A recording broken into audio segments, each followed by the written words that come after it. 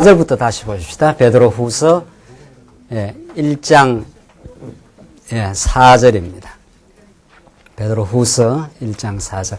이로써 그 보배롭고 지극히 큰 약속을 우리에게 주사 이 약속으로 말미암아 너희로 정욕을 인하여 세상에서 썩어질 것을 피하여 신의 성품에 참여하는 자가 되게 하려 하셨으니 이러므로 너희가 더욱 힘써 너희 믿음의 덕의 지식의 절제의 인내를, 인내의 경건의 형제 우애의 사랑을 공급하라. 이런 것이 너희에게 있어 흡족한 적 너희로 우리 주 예수 그리스도를 알기에 게으르지 않고 열매 없는 자가 되지 않게 하려니와 이런 것이 없는 자는 소경이라 원시치 못하고 그의 옛죄를 깨끗게 하심을 잊었느니라. 우선 9절까지 우리 지난 시간 베드로후서의 위치도 이야기하고 베드로후서의 그 주제는 불의한 자를 경계함으로 세속주의를 배격하게 하게 하시는 그리스도에 대한 진리, 이런 내용들을 우리가 지금 첫 시간 살폈는데 지금 그 흐름이 이렇게 되어 있습니다.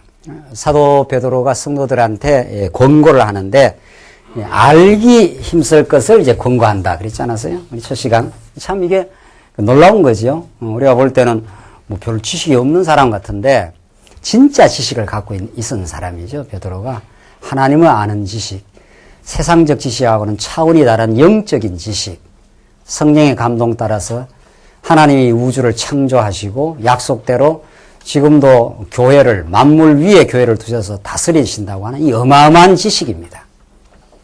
이것은 계시로 말미암아 알게 된 지식이고 인간이 이성의 어떤 조작에 의해서 스스로가 깨닫는 지식이 아닙니다. 그래서 이건 이 알면 이루어지면 이루어질수록 인생이 바뀝니다. 오만하고 방자하던 인생이 겸손하게 되고 염려하고 걱정 많던 인생이 담대하게 되고 그렇게 바뀌어져 가는 거죠. 이것을 사도 베드로는 예수 그리스도를 바르게 알므로 말미암아 신의 성품에 참여한다. 이것을 다른 표현으로 말하면 이게 신의 성품입니다. 하나님이 가지고 계시는 거룩한 성품입니다. 그런 신의 성품에 하나님께서 참여하도록 한다. 철학에서 어떤 게 있는가 하면 철학을 크게 나누면은 형이상학,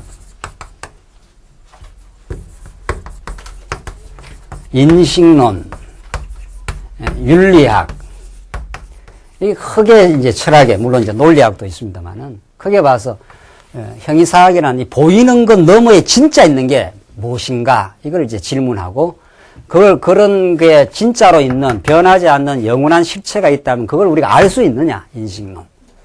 진짜로 알게 되면은 인생이 바뀌느냐.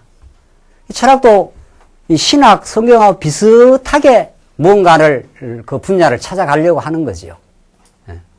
행위상학이라는 건 우리 산다는 게 이렇게 보이는 이렇게 인체가 있다가 세월이 지나가면 늙고 병들고 죽지 않습니까? 죽지 않으면 땅에 묻어버리면 싹 없어져 버려요. 그러니까 이게 인생에 대해서 근본적인 좀 고민이 있고 질문이 있으면 그걸 묻게 돼요. 진짜 인간이라는 것이 이렇게 싹 없어지고 마는 거냐? 안 그러면 인간의 보이는 껍데기 말고 진짜 어떤 영혼이 있는 거냐? 이 우주라는 것이 이렇게 존재하다가 언젠가는 없어져 버리고 마는 거냐? 이런 근본적인 질문이 형이상학이라 합니다. 형이상학. 그런 것이 있다면 그걸 알 수 있느냐? 인식론이라 합니다.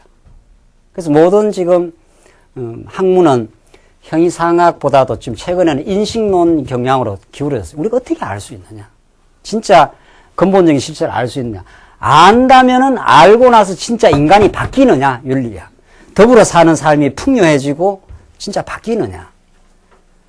철학에서는 이것도 모르겠다, 이것도 정리 안 된다. 이게 현대 철학의 지금 현 주소입니다. 궁극적인 거 있는지 없는지 알 길이 없다. 그래서 불가지론이 아인슈타인이 신이 있는지 없는지를 있다고 증명도 못하고 없다고 증명도 못한다. 이게 현대 정신이에요.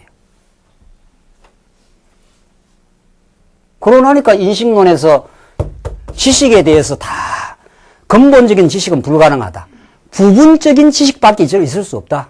칼 포프라는 유명한 그 정치 철학자, 과학 철학자가 인간의 지식이라는 것은 조금 알아갈 뿐이다.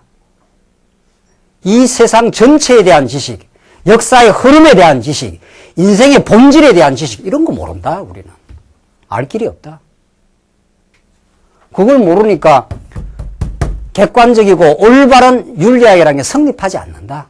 다 주관주의다. 다 지가 좋은 게 윤리다. 이게 포스트 모더니즘이에요. 그 상대주의라는 글이 나와요. 그래서 지금 세상 지식이 이렇게 지금 돌아가고 있어요. 그런데 이거하고 다른 성경의 진리는 하나님이 진짜 당신을 보여주시는 하나님이 영원히 살아계시는 분이 계신다. 그분이 우리가 아는 게 아니라 계시 진리로 알게 된다. 우리는 성령께서 계시한 말씀을 통해서 영원한 존재, 궁극적인 가치에 대해서 알게 만들어 주신다. 그 진리를 알고 나면은 인간이 바뀐다. 더불어 살아가는 삶이 존재 방식이 바뀐다. 전에는 지배하려고 하고 시기하고 이러던 삶이 바뀐다는 거예요. 진짜 하나님에 대해서 알게 나면. 지금 베드로가 이런 엄청난 이야기를 하고 있는 거예요. 이게 인식론이라면은 신의 성품에 참여한다는 게 일반적으로 말하면 뭡니까 이게? 윤리학 아닙니까? 사람이 바뀐다는 거예요. 인생이 바뀌고 든든해지면 남을 자꾸 시기하고 남을 이겨먹으려고 하는 사람은 자기 존재가 취약하다는 거예요. 그러니까 남에게 시기를 느끼는 거 아닙니까? 자기가 하나님 자녀로 든든하고 최고의 인생이다. 하나님이 나를 최고로 본 존귀한 인생이다. 남을 시기해주지 않아요. 시기하라고 해도 시기가 안 된다니까요. 왜? 내가 내 최고의 인생인데 뭐 하나님 앞에서. 다른 사람은 다른 사람의 어떤 가치가 있을 거고 그 사람은 그 사람대로 하나님께서 가치롭게 볼 거 아니에요. 나는 내 인생이 최고예요. 집을 짓는데 내가 석가래든 기둥이든 집 짓는데 꼭 필요한 자료다. 나는 하나님 나라 집을 짓는데 꼭 있어야 되는 나는 인생이다. 이렇게 자기를 딱 자기 정체성을 가지고 있어요. 그런 사람은 옆에 사람하고 협조하려고 합니다. 내가 당신에게 도움이 됐으면 좋겠습니다. 당신도 나한테 도움이 되면 좋겠습니다. 서로 우리가 하나님 나라를 지어가십시다. 이렇게 건강하게 돼요. 그렇죠? 근데 자기 인생이 늘 비틀려 있으니까 자기 인생이 정체성이 없으면 맨날 저 사람은 저렇게 잘 살고 저 사람은 저렇게 잘 먹고 잘 살고 이게 자꾸 부러운 거예요. 그 사람은 왜 행복하지 않는 거예요. 근데 복음은 그걸 만들어낸다니까요. 진짜 예수를 바르게 알면 그 영원한 하나님의 아들로서 이 땅에 오신 분 그분들로 말하면 우리가 영생을 얻었다는 걸 알면 신의 성품에 참여하여 오늘 본문에 나와요. 어떤 그 신의 성품에 참여한 구체적인 내용이 5절부터 나와요. 이러므로 나오죠. 너희가 더욱 힘써 너희 믿음의 덕을 하나님이 믿음을 주실 뿐만 아니라 덕을 세우는 삶으로 이 고린도전서의 말씀이 그런 거 아닙니까? 믿음이 약하면 덕을 세울 수가 없어요. 덕이라는 건 자기가 이렇게 성장하는 거거든요. 자기가 성장하면은 제가 늘 그림을 그리잖아요. 이게 예수 그리스도를 향해 지금 우리가 가고 있는 중인데 자기가 이쯤 성장하면 이쯤에 건덕을 세운다니까요. 이쯤 성장했으면 이쯤 사람을 품어요. 너희가 마음을 넓히라 많은 사람을 품어낸다니까요. 성장한 사람은. 성장을 조금밖에 안 한 고린도 교회는 옆에 조그만한 사람하고 자꾸 갈등을 빚는 거죠. 자꾸 이렇게. 그렇게 되는 거예요. 그러니까 갈등을 피하려면 성장하는 길밖에 없다니까요. 그렇게 건덕으로 세워주겠다는 거예요. 하나님께서. 자꾸 더 세워주면은 자꾸 다른 사람도 더 깊이 이해하게 되고 바른 방향을 자꾸 가이드 해줄 수가 있고 그런 거죠. 우리 나이는 방향도 제시도 못하고 옆에 사람하고 갈등만 자꾸 일으키고 그런 거예요. 성숙한 사람은 방향이 여기입니다. 여기. 예수 그리스도가 우리의 갈 방향입니다. 그를 더 깊이 아는 것이 인생의 목표입니다. 이렇게 정확한 방향을 잡고 전진해요. 그러면 그 사람 주위에 자꾸 사람들이 안정감을 가지게 돼 있다고요. 틀림없이. 그게 교회예요. 교회. 교회라면 진리의 방향 아닙니까? 그래서 너희 믿음의 덕의 지식을, 이때 지식이라는 건 아주 덕을 이루어가는 과정에서의 상황 분별력이에요. 이때 지식은. 이 근본적인 하나님 아는 지식은 근본 따로 있고, 이때 지식은 덕이 이루어져 가는 가운데 상황 속에서 하나님의 뜻을 그 분별해내는 그런 지식. 그 지식의 절제를 찾아보십시오. 이게 다 성령의 9가지 열매를 다른 방식으로 표현한 거죠. 하나님을 자꾸 알아간다는 것은, 우리가 성장한다는 건 어리면 절제 못 합니다. 절대. 그러니까 기다려주는 수밖에 없어요. 여러분들 자녀 키울 때 기다려서 어리 키우지 않습니까? 어리면 절제 못 한다고요. 막 뽀빠이 하나 먹고 싶으면 막 죽어도 먹어야 돼. 막 죽어도. 놓을 수가 없어. 절제를 할 수가 없어요. 왜? 그 사람의 가치가 그것뿐이에요. 그러나 더 고급한 가치를 알고 나면 그걸 전에 하급한 가치를 이렇게 절제해내지요. 절제라는 건 아주 고급한 신앙의 아름다운 열매입니다. 이 정말 성령이 역사해야 되는 겁니다. 인간은 자충우돌하는 겁니다. 너나 할 거 없습니다. 여러분과 제가 요만큼이라도 그래도 옷매무새를 가다듬고 하나님 앞에서 자기를 추스리는 절제는 성령의 역사입니다. 진리를 깨달아 내 마음의 평안과 내 삶의 정체성을 하나님께 자꾸 확인시켜 주니까 이만해도 좋아. 이것으로 만족해. 이런 그 절제하는 마음이 성령이 주시는 열매입니다. 그래서 이게 전부 신의 성품이에요. 이 성품을 쭉 지금 나열하고 있는 거예요. 이렇게. 그렇죠? 그 알미, 그 믿음이 이 신의 성품을 만들어 간다는 거예요. 이게 그래서 자, 절제하죠. 절제의 인내를 나오네요. 그렇죠? 인내 정말 하나님 주신 선물이죠. 우리 인간은 인내 안 하기로 작정한 사람들이죠. 우리는. 그런 거 아니에요. 우리는. 인내 안 해요. 우리는. 내 뜻대로 해야 되지. 인내라는 건 나를 처복종시켜 가야 인내라는 게 가능한 거 아니에요. 오래 참는 거 아니에요. 이게 베드로가 하는 말이에요. 베드로가 칼을 들고 말구의 길을 탁 치고 말이죠. 내 뜻대로 해버리겠다고. 아스라.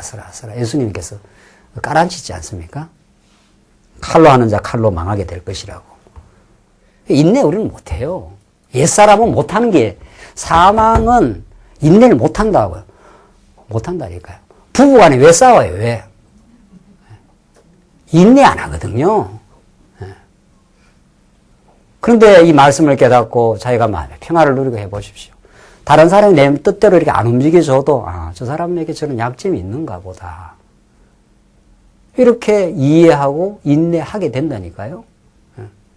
그 인내할 때 할렐루야 하면 되는 거예요. 야, 내가 이렇게 인내를 하고 사는구나. 저 사람 전에는 마음에 안 드는 거 하면 자꾸 이렇게 도끼는데 내가 마음에 안 드는 걸 상대방이 하거든요.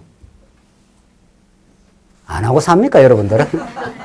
다 하고 살아요, 옆에 사람들. 하나님께서 우리 마음대로 착착 입에 혀처럼 그렇게 붙여주는 사람 없어요. 세상에 그런 사람 없어요.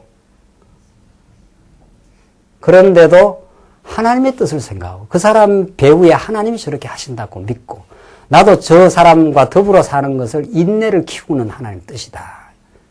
그래야 그 삶이 의미가 있거든요. 그래서 그 의미를 찾아서 인내하는 거지 억지로 인내하면 화병 걸린다는 거 아니에요. 옛날 사람들은 가부장적 제도에서 억지로 막 내리 눌러놨기 때문에 우리 할머니 세대들은 다 화병이 다 걸렸어요. 거의.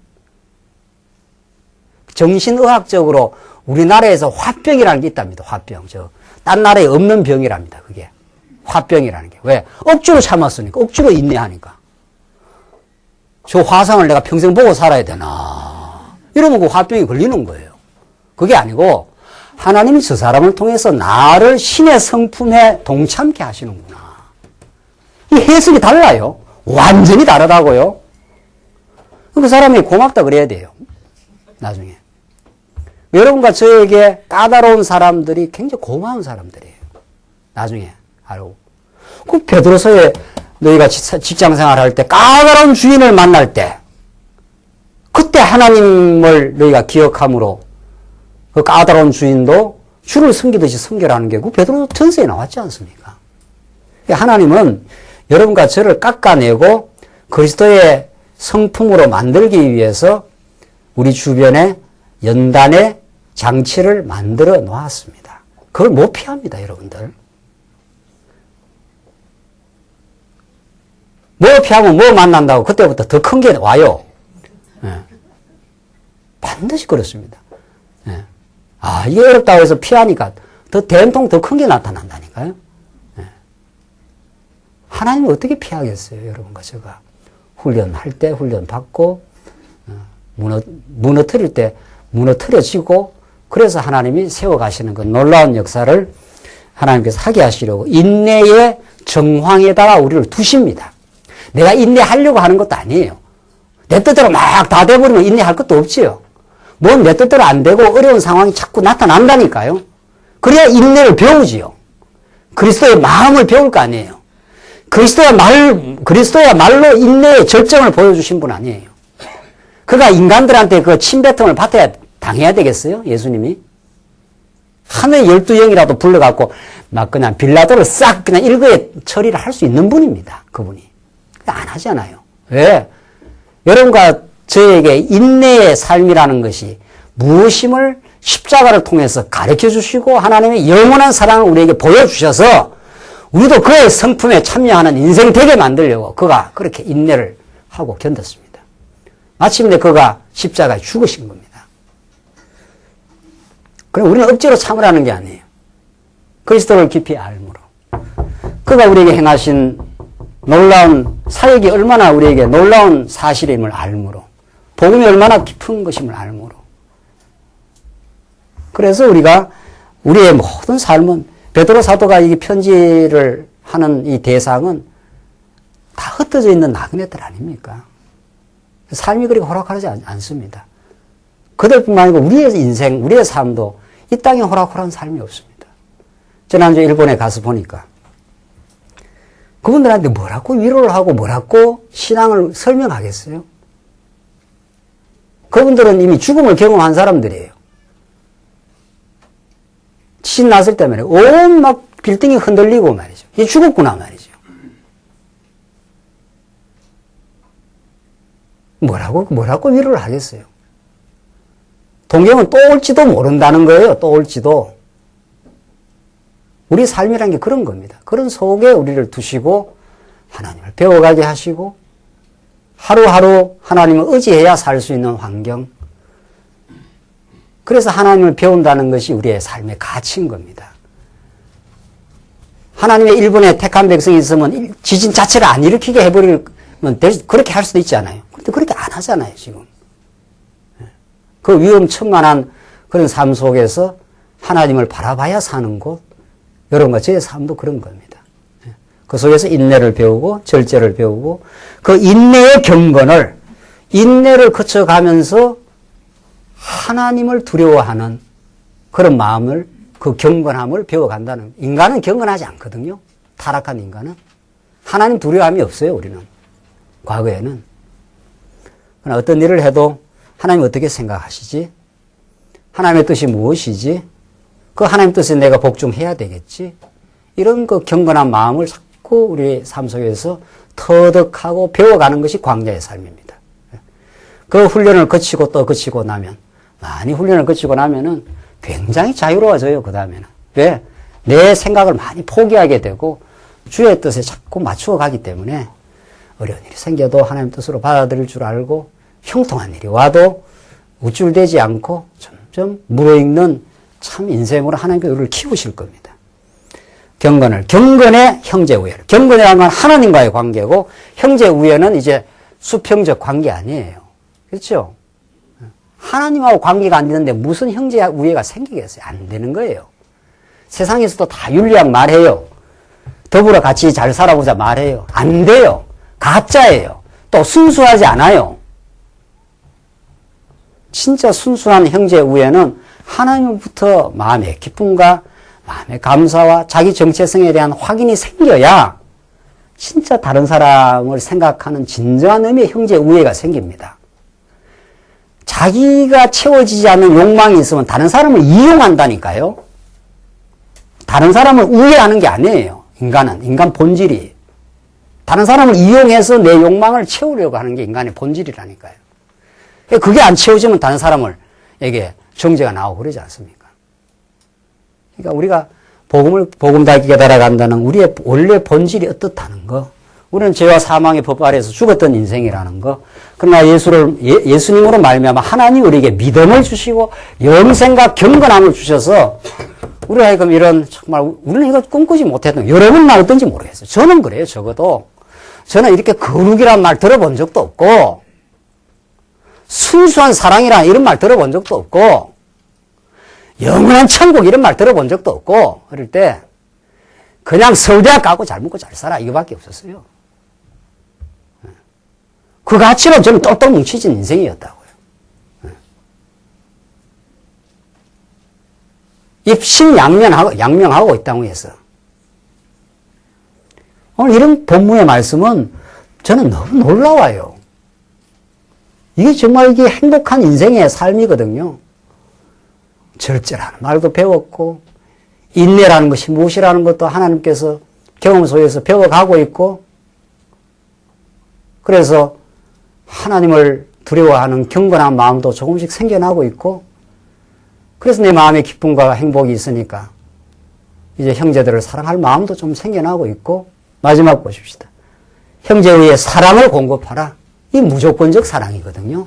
저 사람이 나한테 뭘 잘해줘서 사랑하는 게 아니고, 그거는 가짜 사랑이에요. 그거는 거래예요. 부부간에도 거래예요. 다. 엄밀하게는 하나님을 모르면. 그러나 부부관계가 달라진다는 거 아닙니까? 예수를 알면. 저 사람이 돈을 좀 잘 벌어오든 못 벌어오든 하나님이 사랑하시는 영혼. 나도 하나님의 사랑받는 영혼. 그러니까 그 사람의 여건이 어떠하든지 간에 그 사람을 하나님의 사람, 보내준 사람으로 존중하게 되지요. 그런 걸 남자가 느낍니다.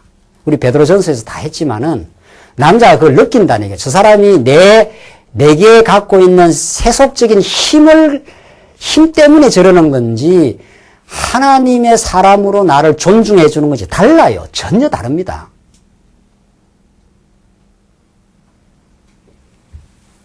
그러니까 요즘 남자들은 뭐 70이 되면 눈 떴다고 뭐라 그런다며. 뭐 이런 이제 그 농담이 생기는 거예요. 어? 왜 눈 뜨냐 이거. 너는 쓸모없는 인생이다 이거죠. 70이니까 돈을 못 버린다 이 말이야. 아무 힘이 없다. 이 말이거든요. 그거 아니에요. 그런 거 아니라니까. 노년기를 어떻게 살 것인가. 이거 신앙 아니면 정리 안 되는 겁니다. 신앙 아니면 노년기를 어떻게 사는가 정리, 청년기도 마찬가지지만 그 사람의 어떤 조건과 힘에 따라서 반응하는 거는 짐승도 그렇게 하는 거예요. 짐승도 그 사람의 힘이 있으면 반응해주고 잘해주면 잘해주고 하는 건 짐승도 하는 거예요. 이건 신의 성품이에요. 그 사람의 조건과 상관없다는 거예요. 내가 하나님으로 든든해져 가고 있기 때문에 그 사람의 영혼을 생각하고 그 사람의 조건과 상관없이 돈을 잘 벌어주든 안 하든 어떻든 하나님의 사랑으로 존중하는 마음. 남자가 그걸 느끼면요. 사랑하게 돼요, 또. 그러니까 이게 이제 순순환이에요. 사랑하면 존중하고 존중하면 사랑하면 돼요. 그 신앙으로 안 하면 존중 안 하니까 사랑할 마음 없고 사랑 안 하니까 존중할 마음 없고 악순환이 되는 거죠, 이게. 그게 예수 안 믿는 사람들의 악순환이에요, 악순환. 네가 내한테 잘해봐라. 나도 네한테 잘하지. 그게 짐승들의 악순환이라고요. 여기는 그게 아니에요. 믿음으로 사는 사람. 당신이 그럴지라도 당신하고 상관없이 나는 행복해. 나는 예수에서 인생의 가치가 변해버렸어. 나는 이제 세상 어떤 조건에 의해서 내 행복이 규정되지 않아. 든든해. 그러니까 당신은 하나님의 사람으로 내가 이제 하나님 앞에 경건한 마음으로 바라보는 시각이 생겨나. 이렇게 되는 거죠. 그 관계가 얼마나 아름답겠습니까? 그 관계가 점점 이루어지기 시작한다면 그러면 갈등 없어져요.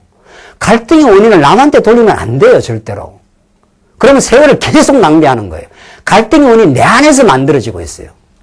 사랑만 어떻든 간에 내가 하나님 앞에 행복하니까 이해하고 참아가고 기다려주고 그게 생겨요. 그게 장난이 아닌 거 아니에요? 우리가 살아보면은. 그게 쉬운 게 아니죠? 그게 성령의 역사가 아니면 안 된다니까요, 이게. 이런 역사가 아니면 안 돼요, 그게.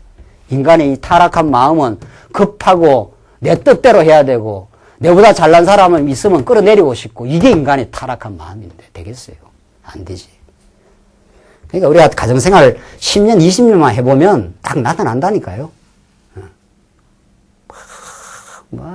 저 사람하고 만나면 모든 게 다 이루어질 거지. 5년만 살아봐, 한번. 5년만.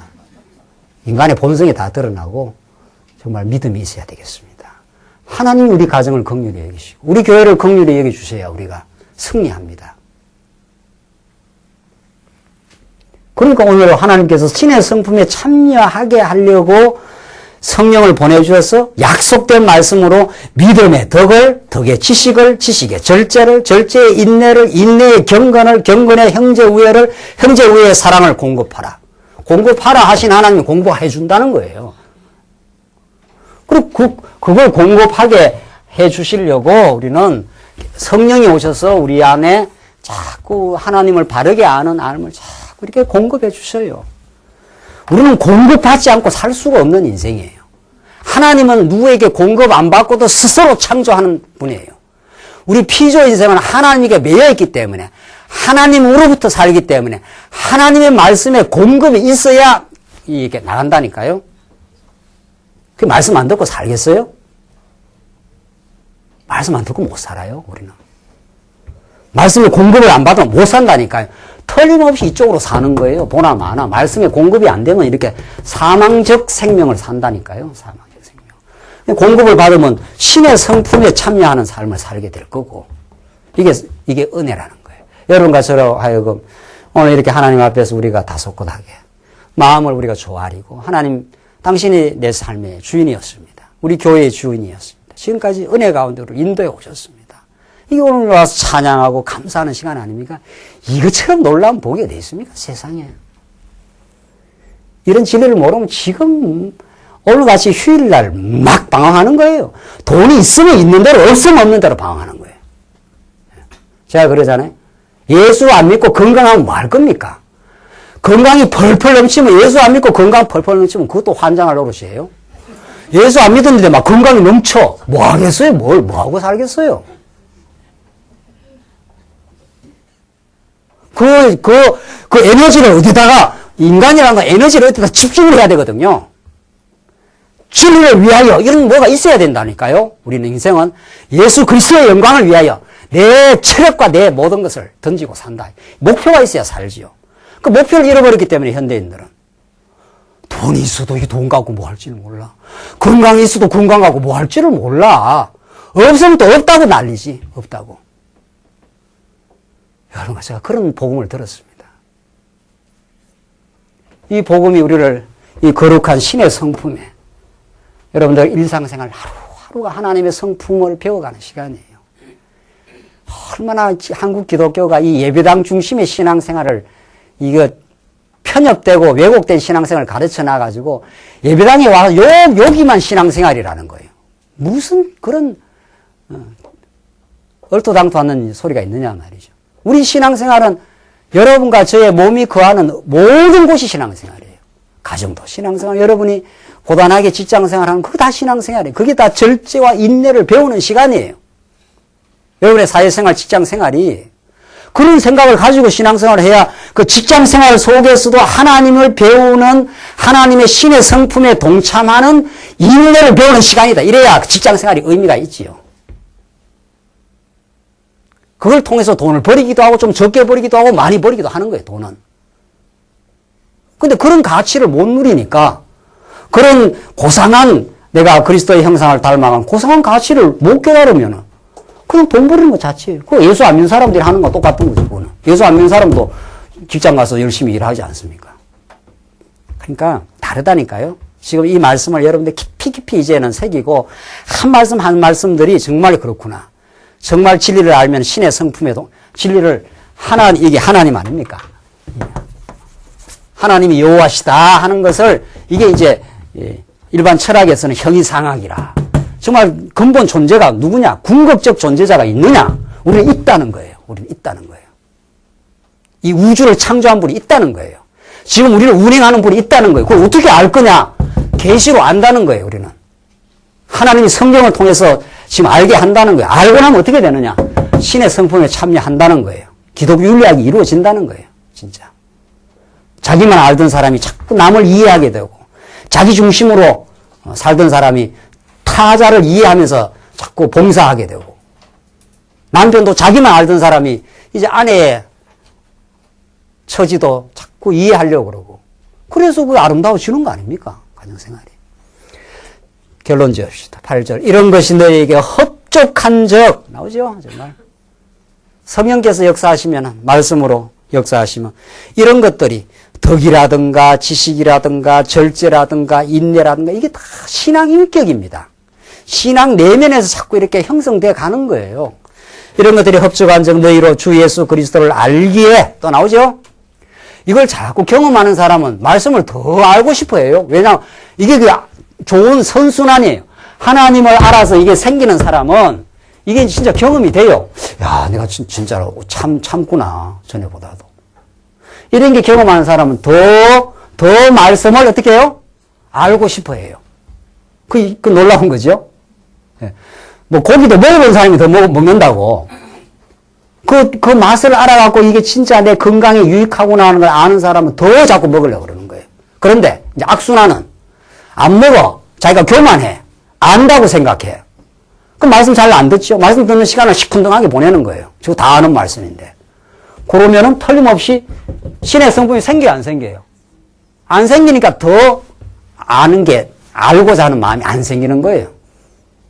그러면 이제 그렇다는 건 한 바퀴 돌아야 되는 증거예요. 말할 것도 없는 거예요. 한번 막, 댐통 한 바퀴 돌아야, 아하! 하고 한번 깨닫고 돌아오죠. 그래서 너희에게 있어 흡족한 적 너희로 우리 주 예수 그리스도를 알기에 뭐라고 했습니까? 게으르지 않고. 그러니까 하나님 말씀 배우는 데라면 부지런한 사람들 있잖아요. 그건 볼 것도 없어요. 그 사람은 막 신앙이 씩씩해. 말씀 배우는데 막 부지런한 사람은 성도대학을 한다. 내일 모레 장안교에서 신학원 화요일을 하지 않습니까? 시간이 있으면 오세요. 오시라고요. 여러분들 그거 자꾸 들으면은 그게 진짜 이제 여러분들의 신앙의 열매에 정말 그게 영향이 되는 거예요. 말씀 이쯤 알았으면 됐다. 이런 건 없는 거예요. 이게 생명의 양식이기 때문에 죽는 날까지 사모하는 거예요. 죽는 날까지 하나님에 대한 갈망과 사모함이 있는 거예요. 정말 여건이 안 돼서 못 오시면은 인터넷이라도 듣고자 하고 자꾸 그렇게 되게 돼 있습니다. 안 듣고 내가 이 정도 아는 걸로 뭐 신의 성품에 참여한 내가 거룩한 사람 어림도 없습니다. 모르겠어요. 여러분들은 어떤지. 저는 제가 30년 이렇게 말씀을 연구하고 배우고 해도요. 며칠만 말씀에서 멀어서 그냥 내가 일 자체에 매이면은요. 마음이 벌써 강박해져요. 집사람이 딱 느껴요. 당신 왜 이렇게 긴장이 돼 있고 힘드냐고. 그게 이제 막 일에 몰두돼 있을 때 막 어떤 일에 몰두돼 갖고 막 하나님 잊어버리고 막 그 일을 성취하려고 하면은요, 사람이 빡빡해진다니까요. 벌써. 옆에 사람이 그걸 딱 느껴요, 벌써. 여유가 없어지고. 말씀을 자꾸 들으면서 어떤 일을 하면요, 이 일을 통해서 하나님 배워가지. 이 일이 나를, 인내를 키워가지. 이 일이 내게 복된 일이지. 이 일이 되고 안 되고가 중요하지 않지. 하나님이 하시지. 하나님을 배우는. 이래 되면 벌써 마음에 여유가 생긴다니까요. 하나님이 배워간다는 것은 우리의 모든 영역 속에서 모든 시간 속에서 합력해서 선을 이루어야 마십니다. 그래서 우리 주 예수 그리스도를 알기에 게으르지 않고 열매 없는 자가 되지 않게 하려 합니다. 하나님이 어떤 분인데 말씀을 깨달았으면 열매를 안 만들겠어요. 이게 열매 아닙니까? 이게 성령의 열매 아닙니까? 이게 그렇죠? 하나님 우리가 씨앗만 뿌려놓고 열매는 네가 맺어라 이런 분이 아니에요. 씨앗을 우리 안에 떨구신 하나님이 우리가 거듭난 것은 썩어질 씨로 된 것이 아니요. 베드로 전서에 나와요. 그렇죠? 썩어질 씨로 된 것이 아니라 썩지 아니할 씨로 된 것이니 하나님의 살아있고 항상 있는 말씀으로 된 것이라. 하나님 우리에게 말씀에 씨앗을 떨가줄 뿐 아니라 열매를 맺을 때까지 지켜주시는 분이에요. 하나님 지키셔요. 여러분과 저를. 어떤 역경에도. 그래서 진짜 신앙이 강해진다는 건 역경 지수가 자꾸 높다는 뜻이에요. 역경이 올수록 막 살아나는 거예요. 이 역경이 나를 더 강하게 만드는 것이다. 결국은 세상살이도요. 역경 지수가 강한 사람이 승리하는 겁니다. 조금만 어려우면 그냥 절절 내버리면은 어떻게 사업을 하고 어떻게 세상을 살겠어요. 이 세상 자체가 이게 광야인데. 우리 아이들도 마찬가지예요. 아이들도. 어려움을 자꾸 경험시켜야 된다는 거예요. 부모가 과잉 보호를 해놓으면은 애가 살기가 어려워진다는 거예요. 그냥 어려운 대로 내둬버리라는 거예요. 때로는. 그러면 역경을 자기가 서로 경험하고, 아이쿠, 이거 말씀 드려야 되는구나. 이렇게 하고 산다는 거예요. 그래서 하나님은 우리를 그냥 내버려 두지 않습니다. 하나님은 우리를 열매를 맺게 하십니다. 열매를 맺어가요. 9절, 이런 것이 없는 자는 소경이라. 원시치 못하고 그의 옛죄를 깨끗게 하심을 잊었느니라. 이런 것이 없는 자는 소경이에요. 눈이 멀어버린 거예요. 이런 거 아름다운 열매들이 없는다는 거는 원시치 못, 멀리 보지 못하고 그의 옛죄를 깨끗게 하심을 잊었느니라. 하나님 우리 모든 죄를 다 깨끗하게 했어요. 우리를 하나님의 자녀로 다 삼았어요. 이런 걸 다 잊어버리고 그냥 내가 생각하는 어떤 현실적인 목표만 자꾸 생각하면은 멀리 못 본다는 거예요. 멀리. 하나님의 깊은 뜻을, 이 영생이라든가 하나님을 안다는 거 얼마나 이게 포괄적인 이야기입니까? 이런 포괄적인 이야기가 내 인격 속에 정말 배어 들어오고 하나님의 말씀으로 점점 다가져 왔을 때 우리는 진짜 기쁨을 누립니다. 그래서 그러므로 형제들아 더욱 힘써 너희 부르심과 택하심을 굳게 하라. 지금 사도 베드로는 이 편지를 받는 형제들, 어려움 가운데서도 어려움 속에서 믿음을 경주해 가될 형제들 아닙니까? 더욱 힘써서 너의 부르심과 택하심을 굳게 하라. 너희가 원래 어디서 부름을 받았느냐? 참 중요한 말이에요. 개구리가 올챙이 때를 잊어버리지 말라는 거 아닙니까? 개구리가 지금 되어서 이렇게 성인 깨구리가 되었다도 그게 원래 올챙이로부터 시작한 거 아니냐. 너희가 원래 불렀을 때 죄인이던 너희를 부른 거 아니냐. 너희가 언제 너희가 교회를 잘 봉사해서 이렇게 하나님의 은혜를 받았느냐. 아니잖아요. 정말 이것만 생각해도 우리는 너무 감격스러워요. 예? 어쩌다가 나는 이렇게 예수를 믿어가지고 복음과 함께 사는 사람으로 그래도 진리에 대해서 생각하고 형제 우애에 대해서 생각하고 하는 인생을 만들어줬는가. 이게 우리의 행위로 말미암은 것이 아니라 하나님의 부르심과 택하심 아니에요. 그러니까 지금 흔들린다는 것은 자기의 원초적 자리를 잃어버린 거예요. 원초적 자리를. 내가 내 바탕이 만신창이었다. 이래 보십시오. 이런 데서 나를 이런 놀라운 자리로 인도했다 말이죠. 그럼 그걸로 그냥 만족하고 그 안에서 정말 기쁨을 누릴 수 있다는 거죠. 너희가 이것을 행한 적 언제든지 실족지 아니하리라. 이같이 하면 우리 주 곧 구주 예수 그리스도의 영원한 나라에 들어감을 넉넉히 너에게 주시리라. 영원한 나라에 뭐 이걸 해야 들어간다는 조건문인데 이거 문제예요. 조건문이 아니고 이렇게 하나님께서 우리를 키우고 열매 있게 만들어서 영원한 하나님 나라에 들어간다. 영원한 하나님의 나라에 들어간다는 표현도 되고 이미 믿음을 가진 사람은 영원한 하나님 나라를 누리고 있는 사람입니다. 그러니까 우리는 죽어서만 천국 가는 게 아닙니다. 우리 성경신학에 따르면은 그렇죠? 우리 성경신학, 이 성경에 따르면 우리 모든 것이 영원 안에서 하나님 당신의 은혜의 영광을 계시하기 위해서 창조를 하신 겁니다. 그래서 우리를 타락 가운데 두셨다가 예수 믿어 영원한 천국을 지금 맛보고 사는 겁니다. 그렇죠? 그래서 일반 철학에서 아무리 진리가 무엇이냐, 진짜 참 존재가 무엇이냐를 아무리 찾고 그걸 알아보려고 하고 그걸 알아서 더불어 잘 살려고 노력했지만 다 헛수고였다는 거예요. 안 된다는 거예요. 근데 우리는 하나님이 영원히 존재하신다. 그분이 참 이 우주를 지배하시고 창조하셨다. 그분을 내 인생의 기원은 거기로부터 말미암은 것이다. 그분이 내게 삶의 목적을 주셨다. 거룩한 삶의 목적을 주셨다. 하나님 배워가라고. 이런 일도 겪고 저런 일도 겪고. 그래서 하나님 모든 걸 합력해서 신의 성품에 참여하게 하고 넉넉히 하나님 나라를 누리게 하신다. 사랑하는 성도님들, 오늘 이 본문의 말씀을 들으시고 이제 이 땅에 전날 좋아했던 거, 놓지 못했던 세속적인 가치들, 그것들이 우리의 삶의 가치를 풍요하게 하는 것이 아닙니다. 그건 하나님께 베풀으시는 여건들입니다. 하나님께 필요한 만큼 주십니다. 먹을 거 입을 거 구하지 말라. 그 이방인들이 다 구하는 것들입니다. 하나님 주셨기 때문에 우리가 이렇게까지 왔습니다. 우리가 참으로 추구할 하나님이 우리를 얼마나 사랑하시는가. 그분이 우리의 삶의 존재의 근원이시고 궁극적 가치입니다.